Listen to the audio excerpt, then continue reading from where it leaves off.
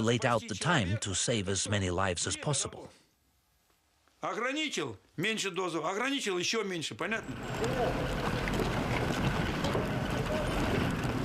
When the siren blows, a crew of 8 soldiers rushes up onto the roof, along with an officer. Their mission is simple: shovel up the radioactive debris as quickly as possible and throw it off the roof.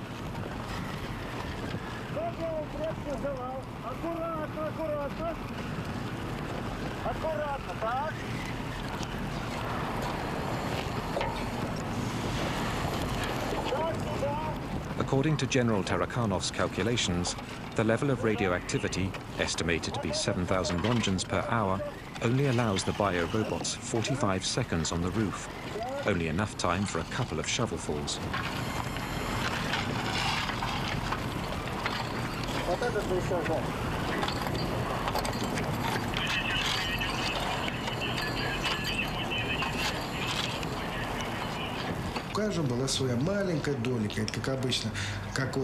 We were like ants. Just as some were finishing their task, others would immediately take their place.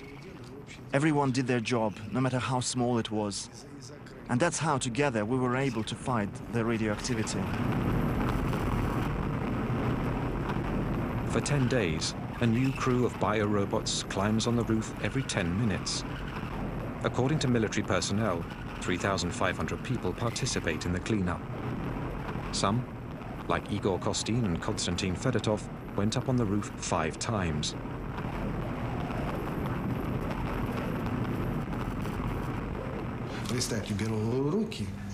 We picked up pieces that were 1,500 rongens.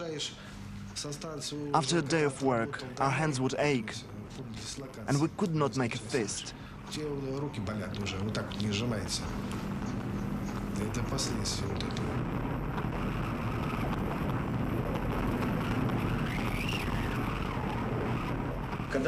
The first time I went up on the roof, I was struck by the mystical feeling there. It was like being on another planet. The whole thing was covered in radioactive waste. My hands were shaking. I didn't know what world I was in, and I started snapping photos.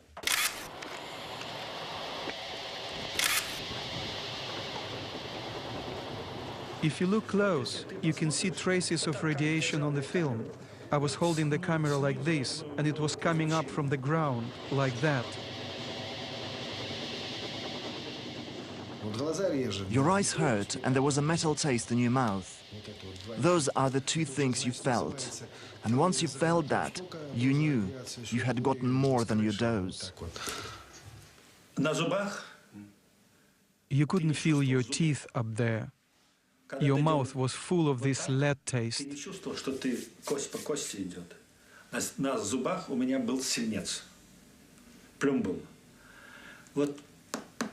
You went like this, but you couldn't hear anything. Everything was covered in lead.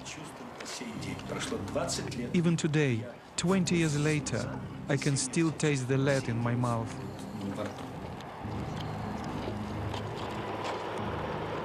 Thousands of them will discover that this peculiar taste means an invisible enemy is attacking. As the bio-robots are sacrificing their lives on the roof of the plant, the cleanup continues throughout the 30-kilometer zone, 24 hours a day, rain or shine.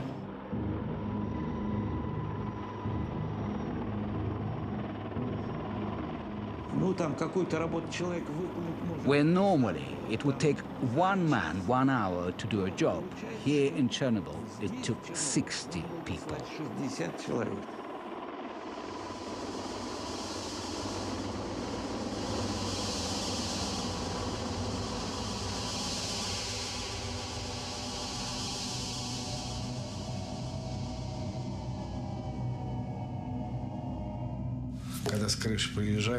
When we came down off the roof, it felt like our blood had been sucked dry by vampires. We were drained. We could not move. Some people would have nosebleeds. The firemen were right there. If someone's nose started bleeding, they got sent to the hospital. If we collapsed, we got sent home. But we wanted to hold out.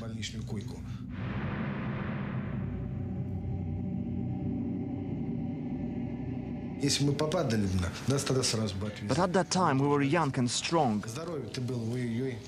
Our health is shot. We've lost everything.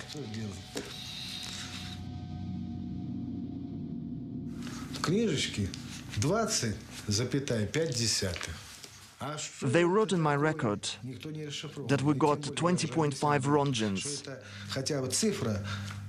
But what did that mean?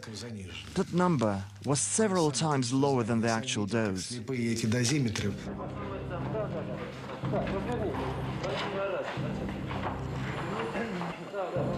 Позвольте мне от оперативной группы Министерства обороны СССР вручить вам почетный... Спасибо вам. As a reward, each soldier receives a liquidator certificate from the army and a 100-ruble bonus, the equivalent today of about $100 US.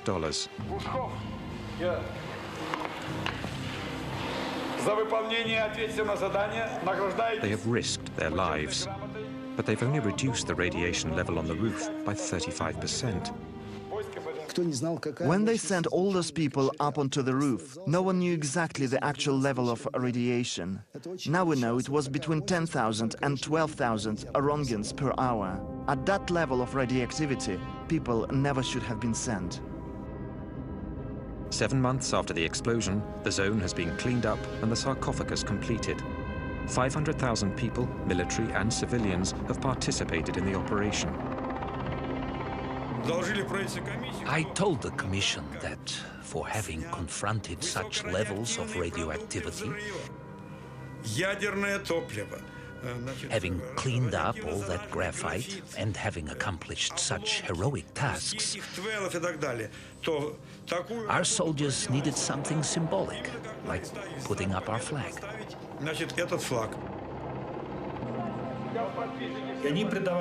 Putting the flag up was like putting the flag on the Reichstag. When the Red Army conquered fascism, for them, the flag was a symbol of their triumph over radioactivity.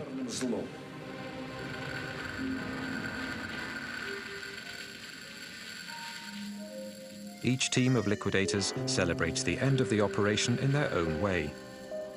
Bocharov and his men etch their names onto the final metal piece to go up on top of the sarcophagus.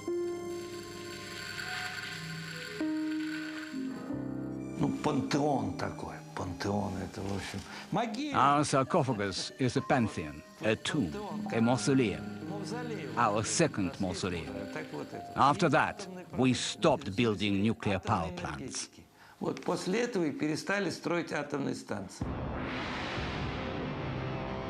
A bitter victory. The country will never recover.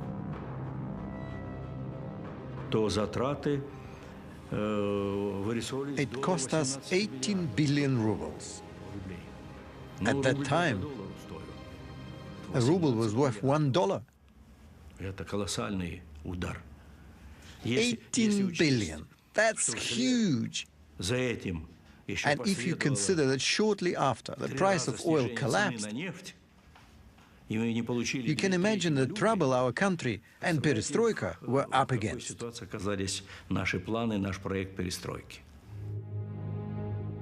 The first snow has started to stick on Chernobyl. For the authorities, this proves the sarcophagus is airtight, at least for 30 years, or so they predict. The liquidators have gone home. Reactors 1, 2, and 3 are back up and running. The first Battle of Chernobyl has ended in a victory that heralded the end of the USSR. But for many, it also marks the beginning of a war that 20 years later still hasn't ended. 20 years later, Pripyat is still a ghost town.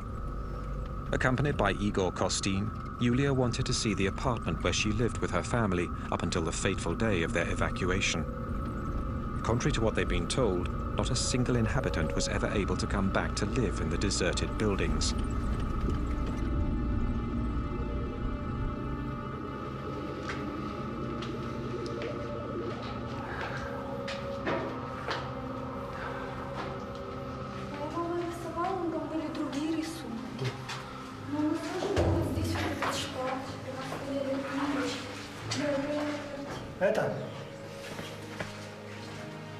Потрогай стену, раз ты пришла к себе домой.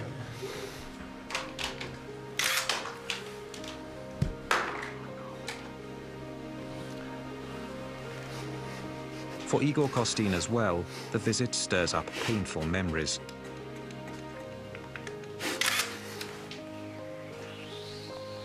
He was fatally exposed to radiation during the 7 months he spent covering the battle. Since then, he's had to be hospitalized for over 2 months each year. Новую энергию в завтрашний день. Родина, как никто больше дает энергию человеку. Это твоя родина, твоя земля сейчас так впитала все мощное, что только мы можем дать отсюда.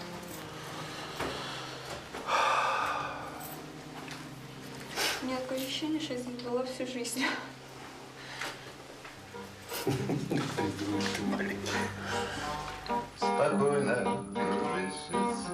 For the hundreds of thousands of atomic refugees, as for the hundreds of thousands of veterans from the Battle of Chernobyl, the fight against their invisible enemy hasn't let up. Everyone who went to Chernobyl is still suffering from the radioactivity their bodies absorbed. In the months following the accident, the liquidators flooded into hospitals all over the Soviet Union. 20 years later, those who are still alive continue to frequent Hospital Number 6. They're all victims of what specialists have since named the Chernobyl syndrome.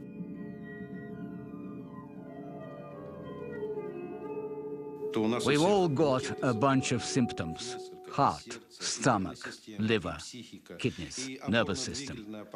Our whole bodies were radically upset by the metabolic changes caused by radiation and chemical exposure.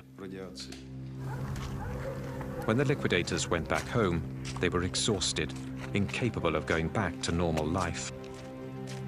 20 years later, many of those who survived are disabled and unable to work.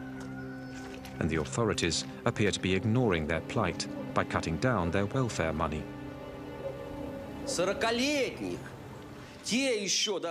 The veterans of the war in Afghanistan are still alive, while we are slowly wasting away. I have written a poem about this.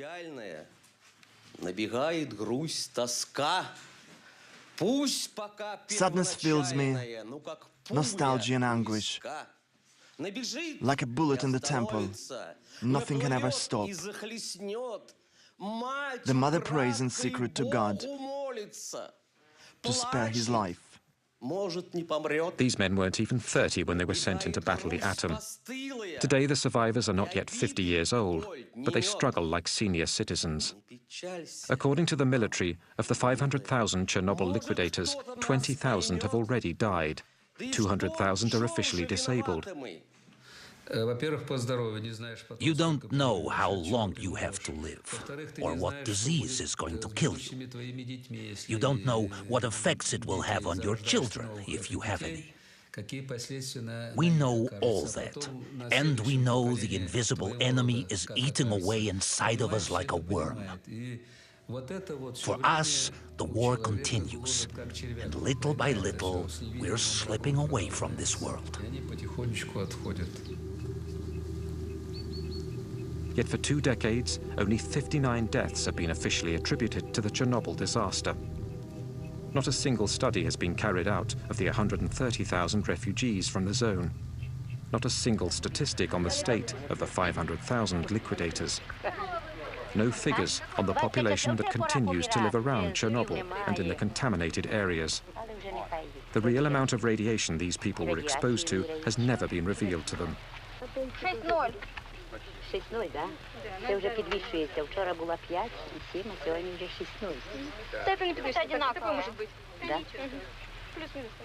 Плюс-мінус. Це не таке страшне. Слухайте, до скількох страшне? До скількох? Ну, кажіть правду. До скількох страшне? До скількох? До 20. A deputy of the Supreme